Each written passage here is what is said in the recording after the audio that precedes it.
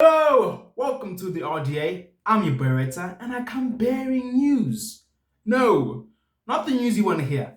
Ole Gunnar Solskjaer is not sacked. God knows why I would be reporting it, but news nevertheless. And we've got some bad news, we've got some decent news, and we've got some hopeful news. So yeah, all Manchester United news, and we're gonna get into it. We're gonna get into the first story, which is the most relevant, but probably the most brief, and is that Paul Pogba was injured. He's injured again, which is a yikes. Okay, saying again sounds like he's always injured. There was a point in time where Pogba seemed to always be injured, but I think over the last few months or so, he's been decent in terms of the injury record. But he's injured, and it's a yikes. And it's just another setback in Paul Pogba's career at Manchester United. It's not been good at the moment. He's clearly on the outs. He's been trying to sabotage every game left, right, and center. And now he's injured. Apparently, he suffered a thigh injury in the first training session of France before or during the international break and before World Cup qualifiers, and now apparently he won't play those World Cup qualifiers, and he's expected to be out for about 8 to 10 weeks.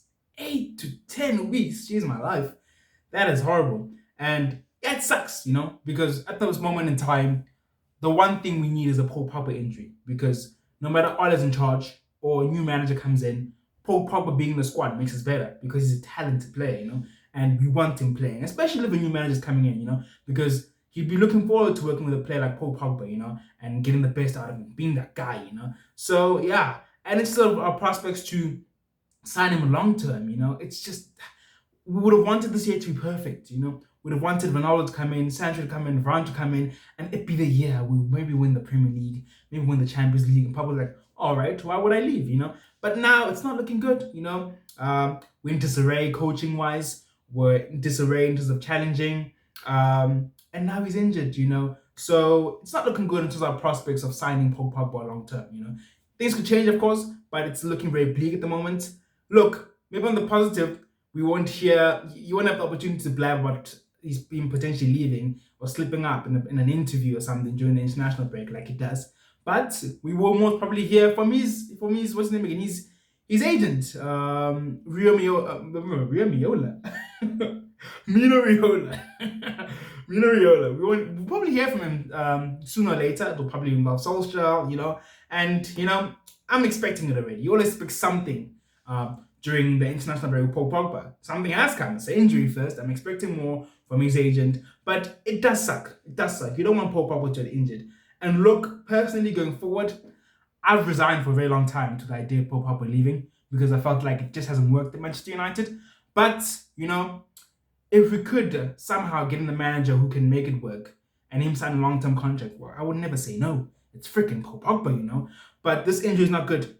8 to 10 weeks is a very long time, and yeah, we need all the help we can get right now. We need Jesus. We need Allah. We need whatever we can get right now. So yeah, that's that. That's the most relevant news, really. But we still have some good stories, and we move on to our next story, which is this DZ story I was talking about. DZ. So apparently, let me just read this tweet. Coaches have tried Sancho at right wing back in sessions in recent weeks. With Wan-Bissaka's attacking ability in question, Solskjaer may yet turn to the tactic against teams expected to sit in should he continue using the 3-4-1-2 system. And what a load of bollocks. What a load of bollocks this is. Like, this club thinks we're stupid. They think we're stupid, and sadly for them, we have learned. We're too grown up for this. They've been pulling this wool over our eyes for too long. Now we know when stories like this come out what they are. It's just pure spin. Spin. They love their spin. And it's clearly that because sure, it's possible. It's possible that Solskjaer and his team and his coaching staff have been working on Santa playing wingback, and maybe it's something they've been looking to embed first and then later bring it out. But why would it come out now? That's the question. Why would it come out now? Because Solskjaer's not even at Carrington. Solskjaer's back in Norway right now. He's gone on his little break. Because it's been too stressful. So my mind needs a break apparently, and he's not been working on this past Monday or today. So why is it coming out now? Why is it coming out now when the heat is so bad? When we just lost to Man City? It's because they're trying to divert us from the real problem, as they always do. And I'm a bit disappointed. This is a shameful attempt. Who the heck is going to fall for this? Who's going to say, oh, Sancho right wing back. Maybe I'll be all in now. No, what? It's such rubbish. And this club, this club, you know, it's so hard just to be genuine a little. Just a little bit. Just be genuine. Like, who do they think they are? Like, do they really think we're that gullible? So, yeah, apparently Sancho has been prepped to play a right wing back, in games with teams sit deep. And that's apparently very relevant right now.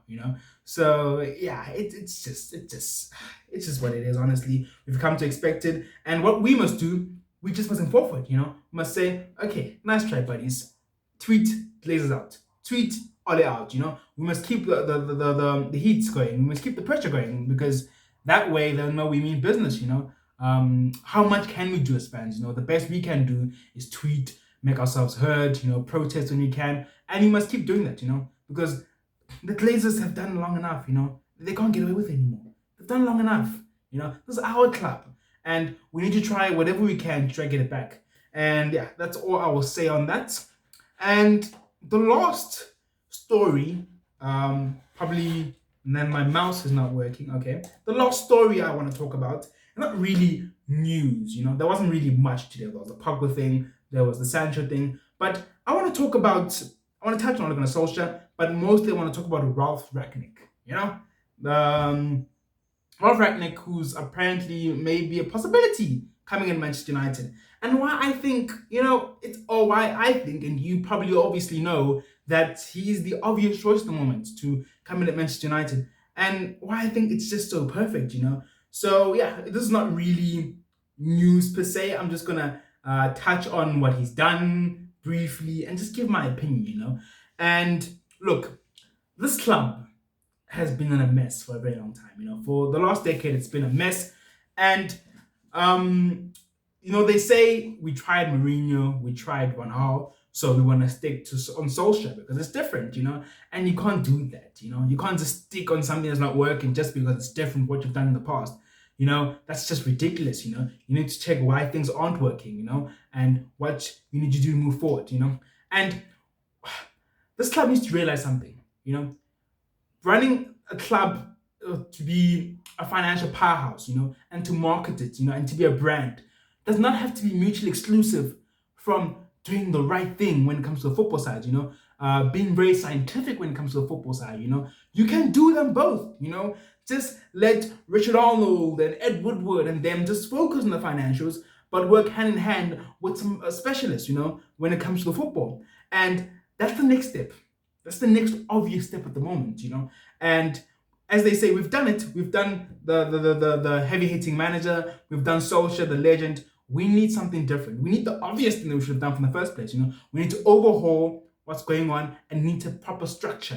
Proper science when it comes to our football, from the top level all the way down. And right now, when that is the obvious choice, here's a man saying, "Hey, I'm a football genius and I think I can help you." He's knocking your door saying, "I'm the obvious choice." And for some reason, we don't seem to want to open that door. And we need to. I won't mind Brendan Rodgers. I think Brendan Rodgers will be a great candidate.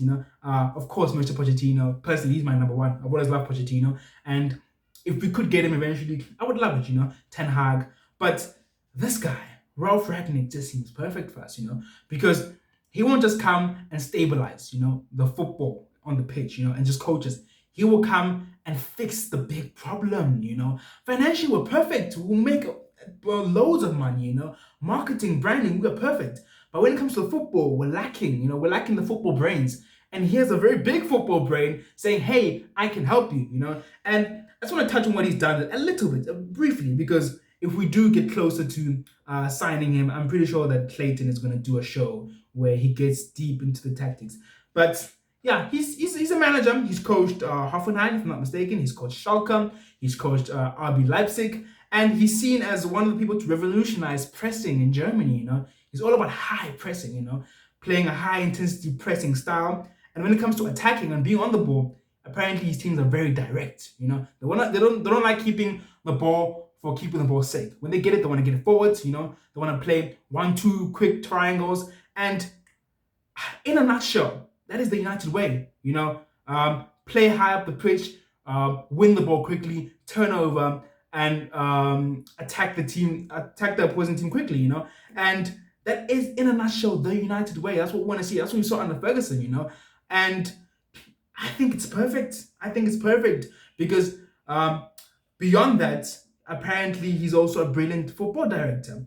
Apparently, he is the Red Bull Group's director of football. He was Red Bull Group director of football from 2012, and he was a director of football at Lokomotiv Moscow since 2019. So this guy knows his stuff. And when you look at the players he recruited, just to give an example of his expertise, they talk about Sadio Mane, how he brought him in at RB Salzburg. They talk about Timo Werner, who is, yes, his form has been a bit questionable lately, but still, we know he's a good player. How he brought him in at Leipzig. They talk about Erling Haaland, how he brought him in at RB Leipzig, what's it called again? RB Salzburg, not RB Salzburg. What is it? Yeah, it is Red Bull Salzburg as well. So, just from this little data, you can see that he knows his stuff, and he's gonna come in, one, get us playing the football we want as fans. It's simple what we want. We want. I don't want to say it, but we want to look like Liverpool. We want to look like Man City. We want us to look at our. What I want personally. I want on a Monday. I want to sit on the couch. With my popcorn and just be marveled by Monday Night Football, Manchester United at Old Trafford. Doesn't matter. I want to win, of course, but that's for me secondary importance. To be honest, you might slate me, and it's okay if you do your opinion. But at this moment in time, I want the United way. I want to sit down and be like, wow, look at that. That's us. That's the United DNA. And that's what I want. And this man is gonna come and do that. Because that's his thing. That's his idea. He has a football identity. He's a football identity. What we've been lacking. Ole Gunnar Solskjaer has not implemented that.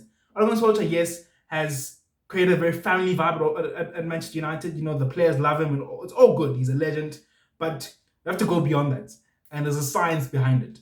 And when it comes to the science of football, he has failed in implementing an attractive brand of football that befits Manchester United. And we need that. And he'll come in, do a job for the rest of the season. Maybe win the FA Cup, maybe win the Champions League. Who knows? All cards are on the table, really, because it's not that far in the season. We're still in contention for a few things. So he comes in, he does that, and after he moves upstairs. He moves upstairs and he just overhauls the football side of the club. Now, Glazers, once again, that does not mean it has to be mutually exclusive to then also having a good financial branding, marketing side to the club. We can still do that. We can still be box office, but still play good football. They need to get that in their head. I just don't get it. Like, I would just want to win because you feel like being businessmen, they'll know the importance of having people who know what they're doing in specific roles, but they don't seem to know that. So he comes in, he overhauls the football side of the club, and he then hires a manager who fits the football identity that he's already laid the basis for. And it just seems perfect.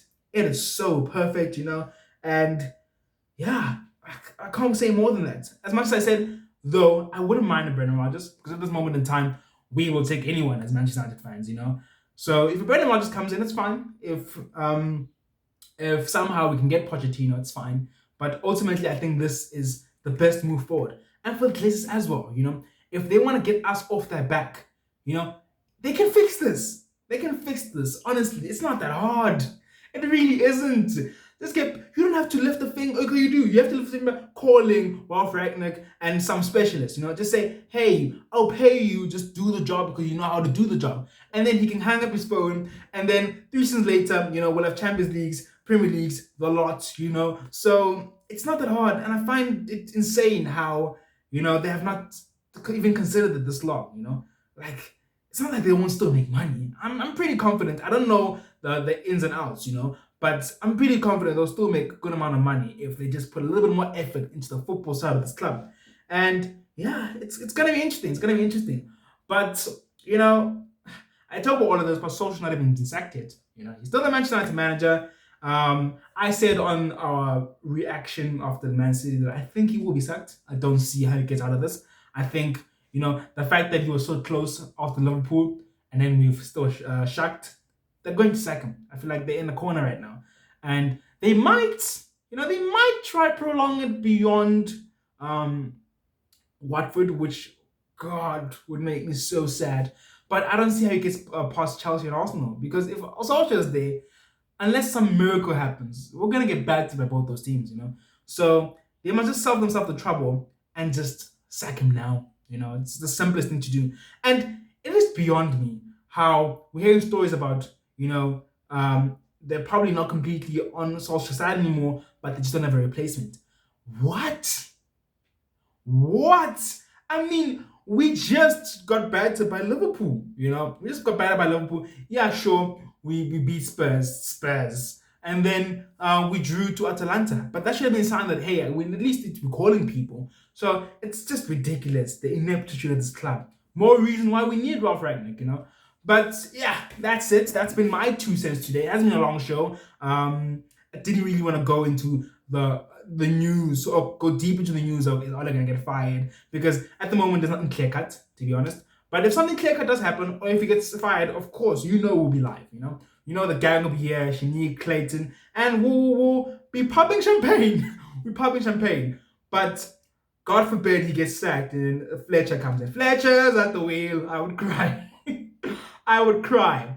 But yeah, that's been Manchester United news. Really, more like brief news on Pogba, a teasy story on Sancho, and my opinion, Ralf Rangnick. But nevertheless, some relevant topics about Manchester United right now. And yeah, it's been a good one. Please like and subscribe if you like the content. And yeah, I'll check you next time.